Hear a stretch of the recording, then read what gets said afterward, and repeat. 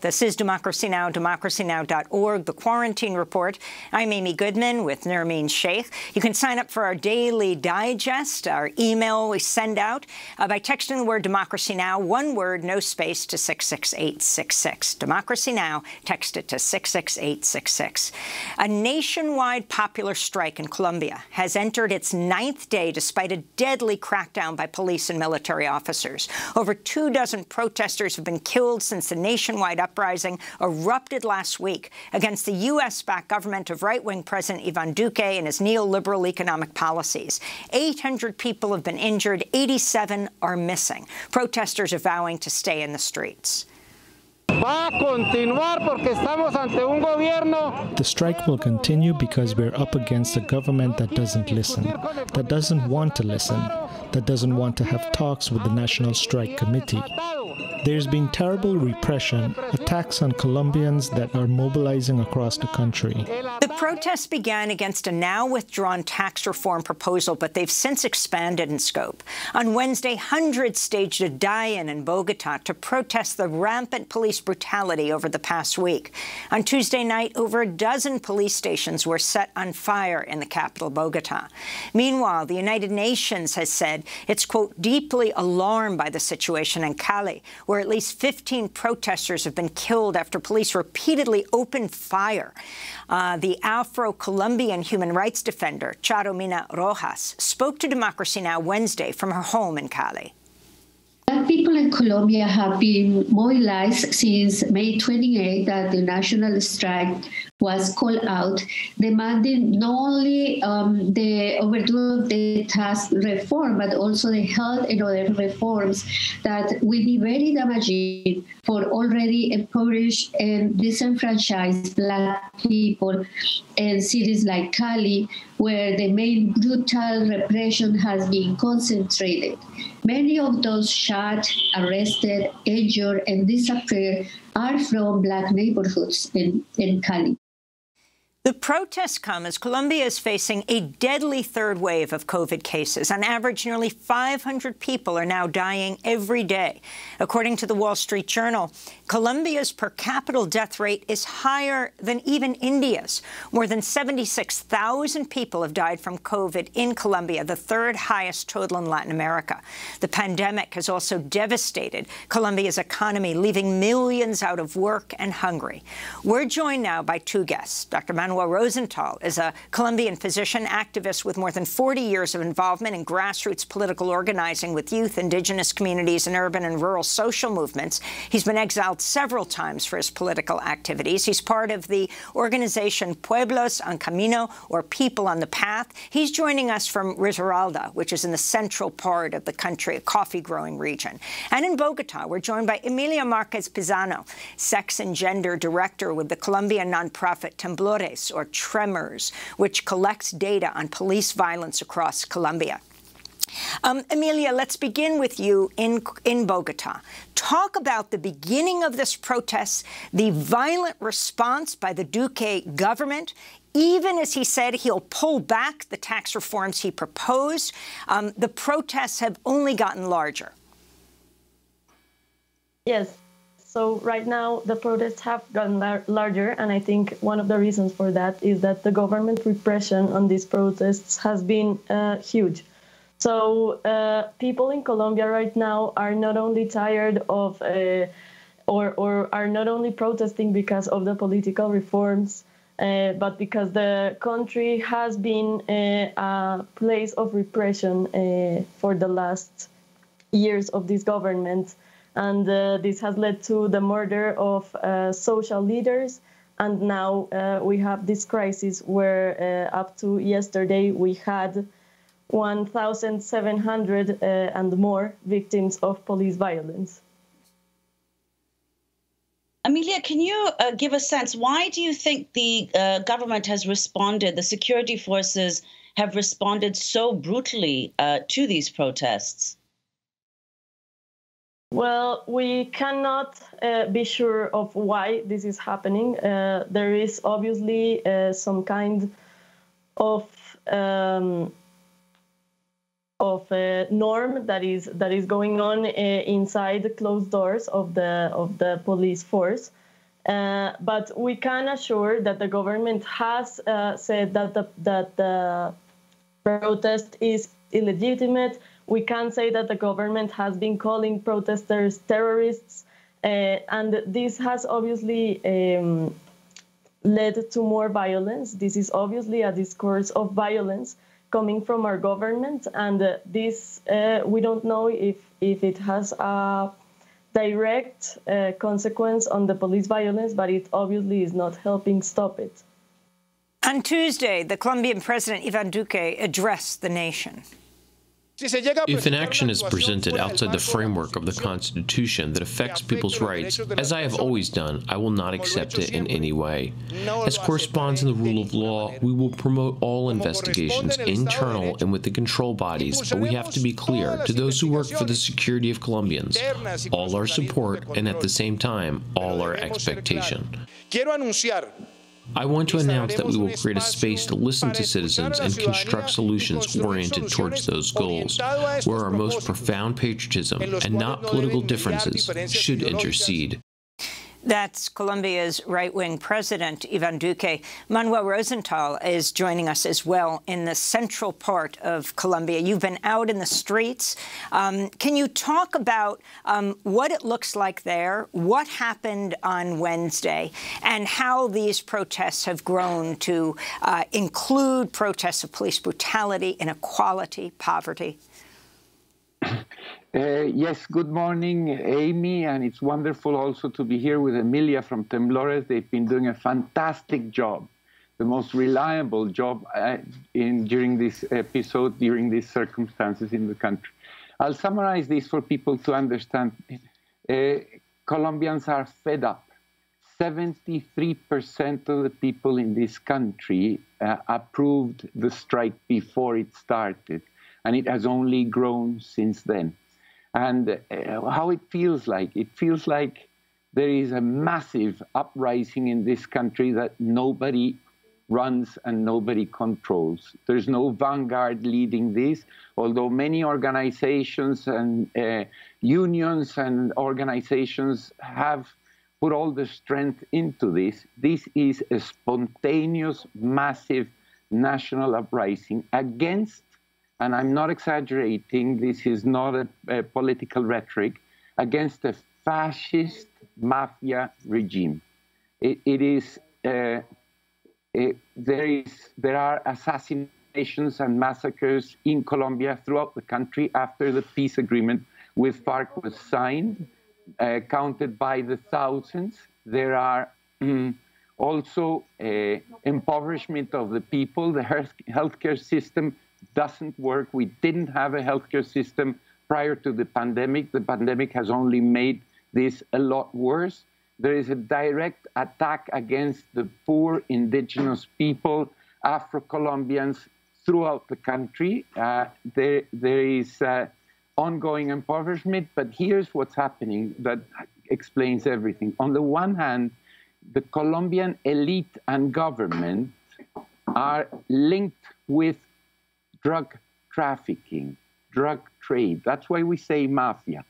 The returns of money from drug trade, Colombia produces 92% of the cocaine that goes around the global market, 40% of which is not going to the US anymore, but to Europe, Asia, Africa, etc. The returns of that are amount to more or less 5% of the national product, PBI. So there are millions and millions of dollars coming into this country that go to the elites, that permeate all the institutions, and that support not this government, which is far right, but a state that has been privatizing, excluding the poor, and using a policy of violence and war against people. That has led to the army and the Colombian police to become private institutions at the service of corporate interests, both transnational extractive industries and drug trade. So this is what is happening in the country. The Colombians' foreign debt is 60% of the Colombia's national product and growing. And that amount of debt has been created by these elites. But when these elites can't pay it, they channel a tax reform on the poorest that are already dying of starvation, unemployment, and policies of privatization and generalized violence. So they have pushed Colombians into the streets because most Colombians have nothing to lose. Amy, 2 days after the strike began, the Colombian National Statistic Institution, well known to manipulate information to service the government, couldn't cover up the fact that unemployment, poverty, inequality have grown in such a way in Colombia, in cities like Cali, where that's the center of the uprising, that it is hell for most Colombians. So while the Colombian government speaks of removing the tax reform, the minister that proposed it, and actually opening for dialogue, this is just a cover-up. In fact, we have a fascist regime that has ordered the police to shoot and kill. Former President Álvaro Uribe Vélez, who's actually the president of Colombia and the strongman of this country, has stated, based on the theory of Alexis López, a neo-Nazi from Chile that is teaching at a military university in Colombia, that there is a molecular revolution going on without leaders, and so the population being manipulated by a global leftist conspiracy is leading to the instability of the regime, and they must be crushed by force. So they have ordered the armed forces, the police, to shoot to kill, but not only that, worse from that, they have ordered to shoot and kill anybody, everybody, everywhere. So during the day, you have a party here, a festivity of people marching, peacefully singing, chanting, and wanting a change because we're fed up with the regime. And then at night, the police, the armed forces, and then hitmen come out, target people, and kill them. So what we're facing right now is the promise by Uribe, the Duque government, the Duque administration, the police forces, and the armed forces, of assassinations throughout. And finally, just to give you an overview, Colombian president has used, the Constitution of Colombia allows for a state of exception where the army can be called to assist the cities if needed. But that is for a major earthquake, a national catastrophe. But he has used that to call on the army to enter the major cities of this country. So in fact, Bogotá, Cali, Medellín are under the control of the armed forces. The mayors, elected mayors, have no power at the moment. The cities are overrun by the armed forces, and the commander-in-chief of the armed forces, involved in the past in false positives, has promised the wealthy that it will crush the rebellion. So you have on the one side people that want to change, that want freedom, that can't stand anymore poverty, war, terror, for an elite that is enriching itself beyond belief. And on the other hand, you have a fascist regime that has promised to crush this and kill everybody. And Dr. Rozental, if you could talk about, you've just said that major cities in Colombia have are now controlled by the military. Do you expect that more parts of the country will come under direct military control? Yes, absolutely. I mean, there has been an intention in the past in previous protests and mobilizations of this exact same script. In November of 2019, President Duque called for a dialogue, and for him, dialoguing is meeting with the far-right political parties, then the liberal parties, then Colombian national government institutions, and eventually, after 6, 8, 10 months, he will meet with popular movements. There was a national strike of students in this country that lasted months, just the protection for education as a right. President Duque met with Maluma, a singer, a rapper, and he did not meet with the students. In the meantime, he continued to murder them. So we are absolutely convinced that we are advancing towards a military control of the entire country, while his rhetoric is one of dialogue, and he will remove one or two ministers, etc., and a piece of legislation that he will actually implement in another way. We do not believe him. We know fascism is advancing in Colombia. And Amy, with your question, if this is not stopped in Colombia, Álvaro Uribe is admired by the newly elected president of Ecuador. He's admired by Piñera in Chile. He's admired by Bolsonaro in Brazil. You will have a fascist wave in this country. So if President Biden and his government are not just rhetoric, they have to show that they are not going to support this. And the only force and power that this country responds to is the United States. And this government in particular has always knelt down to US policies. So I can say openly and clearly to those listening to us, if the US stops this, it will stop fascism. If it doesn't, they are in complicity with what is happening here. Dr. Rozental, you mentioned earlier the fact that the healthcare system in Colombia was already on the verge of collapse prior to the pandemic. Could you talk a little bit more about what's happened since the pandemic began, and now especially as the country is facing the third wave, these protests are ongoing, and the effects on poverty levels of these repeated lockdowns, as a result of which many people have not been able to work? Yes, when you introduced this segment, you mentioned the fact that the COVID pandemic is affecting people. The rate of attack is greater than that in India, where there's a global catastrophe and disaster. I must just mention briefly the fact that the Colombian health system was created, and I know this because I was there when it happened, was created through a legislation that was presented to Congress by Álvaro Uribe Vélez.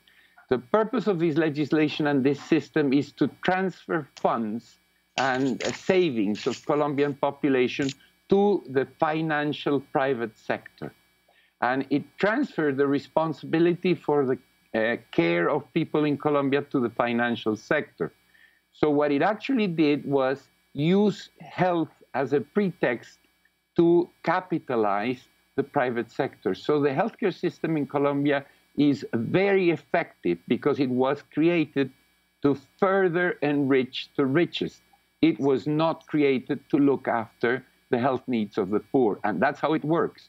If you go, normally to be looked after because you're ill, they probably give you acetaminophen and send you home and not look after you. So the access to the healthcare system, you have to go through suing the government regularly and these private corporations in order to access your right to health care. They will not give you anything further than basic care because they are there to make a lot of money. So this will give you an idea as to what the situation was before we went into the COVID pandemic. I am a physician. I have physician friends. I have taught medicine here, and I am frightened if I have to go to a hospital. They will not look after me. It's a systematic, structural mechanism to not look after you so that they can make money. Under these circumstances, access to intensive care units, access to diagnostics were almost impossible. So the Colombian Ministry of Health and the government lie about the pandemic. There's the registration and the number of cases we have is way below the truth. I went to the hospital in April of last year with my daughter with symptoms that could have been COVID. They were dengue fever. I was not tested. And the physician in charge told me I was not allowed to be tested by the government. So there's sub-registration of the number of cases on the one hand. Then 90% of the deaths from COVID in Colombia have occurred in the three lower strata of the population. So it's killing the poor. Poor people cannot stay at home because the informal economy forces them to be on the streets to survive. And of course, staying at home to prevent the infection has led to the impoverishment of the people, horrendous impoverishment. But further still, we are under state of siege throughout the country because of COVID. They have ordered us to stay in, and they have placed military, army, police throughout the country. And it is in places where the army and the police are, and we cannot get out, where massacres and assassinations of social leaders have occurred. So at the moment when the strike began, we were facing despair and the third wave of COVID. Where I am now, there are no ICU beds left. People are simply dying without access to ICU. Cities like Bogotá, Cali, and Medellin have more than 95% occupation of ICU beds, so they cannot deal with it. Dr. Manuel Rozental, we want to thank you very much for being with us, Colombian physician and activist, and end with Emilia Márquez Pizano in Bogotá. Emilia, where do you see these massive protests going and the increasingly violent police crackdown?